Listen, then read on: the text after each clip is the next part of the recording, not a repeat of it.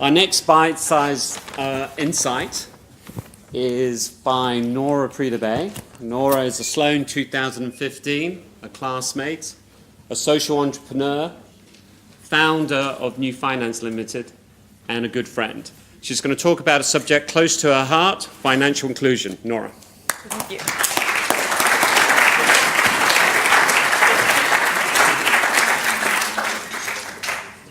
Thank you very much. I absolutely love the opportunity of being here. So much so that I spent hours preparing a presentation that I have just decided I'm not going to use. But the reason I'm not going to use it is because I was asked to talk to you about financial inclusion. But if I just talk to you about financial inclusion, you will go away from here and you won't remember anything. So instead of talking, I would like you to experience financial exclusion, or I want to immerse you into the world of the financially excluded, right? So let me, if you see, I talked about two different concepts that I think are misunderstood. So let me just allow to clarify those. Financial exclusion means having absolutely no access whatsoever to financial services. 2 billion people around the world have absolutely no access. And 4 billion people in total are either unbanked or underserved by financial services. Now, financial inclusion is actually giving them access, but fair access to asset-building financial services. So that's the difference between the two. Okay, now, I do need to find, because many times when we think about people that are financially excluded, our minds go immediately to the very remote rural areas, right? Like the very poor. And it's not necessarily like that. So I would like to show you a picture. Let me just find it now, because this is all that I skipped. Okay, so this is Karen Montserrat Perez. And she used to work with me. That's another story I'll tell you about later, but I ended up in one period in my life owning beauty salons in Mexico. So she used to work with me. She was a beautician, okay? But as you can see, Karen is not someone that lives in a rural area. She has 3 beautiful daughters, one daughter, and then she had twins. And when I met her, she did not have a bank account. So everything that she did in cash.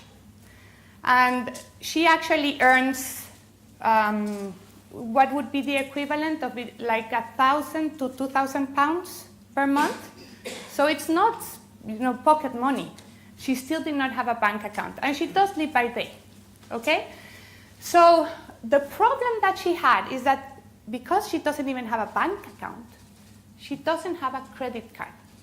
Now, can you imagine? Look at what you have in your wallets. It's full of debit cards and credit cards. Imagine that you didn't have that, right? And then one of her daughters was born with a problem in her ear. So she needed different surgeries and all that. But just not being so dramatic. Just when any of your children get sick and you need to take them to the doctor, you need to pay for the doctor. But if you live day by day, you only have literally 20 pounds maybe in your pocket, but you need 100 to go to the doctor, right? So now, I'm going to play Karen, and I need, please, 5 volunteers. But because I only have 10 minutes, it needs to be like really, really quick. So would you mind, please, you two? Thank you very much. And you 3. Thank you.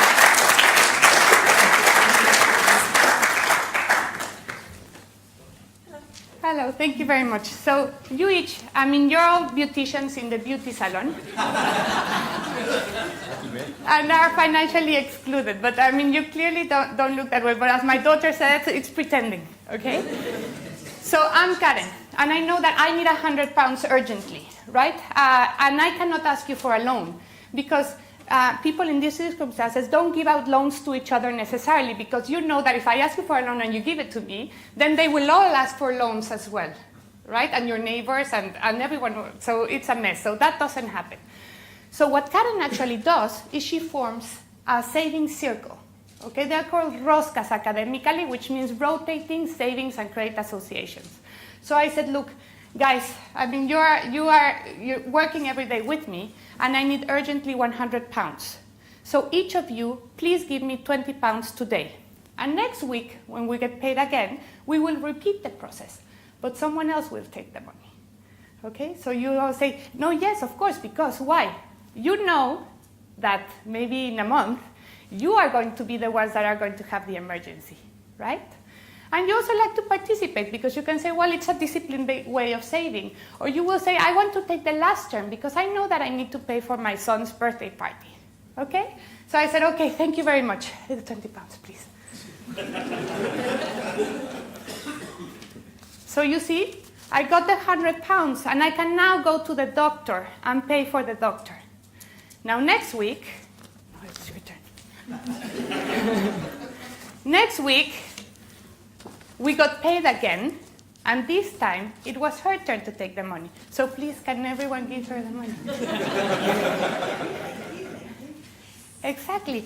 And then next week, we keep repeating the same process over and over again until even her has received the money. And then the saving circle ends. But everyone got their turn in taking the money. And now, if you think academically, the first ones who took the money were getting a credit, a loan, that was funded by our last friends. And the last friends were just saving in installments. But there is absolutely no interest charged between them because they're friends, because they're colleagues, because they're supporting each other, and because they don't really care about the time value of money. When it's, it's usually done weekly. And so thank you very much to my volunteers.